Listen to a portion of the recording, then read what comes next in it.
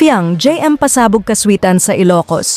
Binulabog at nagpasabog ng kaswitan sina JM Ibarra at Fiang Smith sa Tobacco Festival 2025 na ginanap sa Candon City Arena, Ilocos nitong Martes ng gabi. Aliw na aliw ang mga taga Candon City sa harutan at lambingan ng JM Fiang on stage.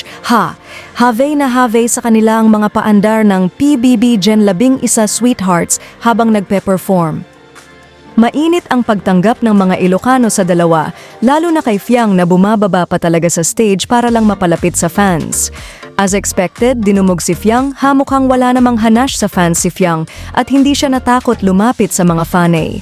Nakayakap at nagawang makapalibot ng mga fanay sa PBB Gen 11 big winner nang maglapitan ang security men at pulis para isecure ang kapamilya star.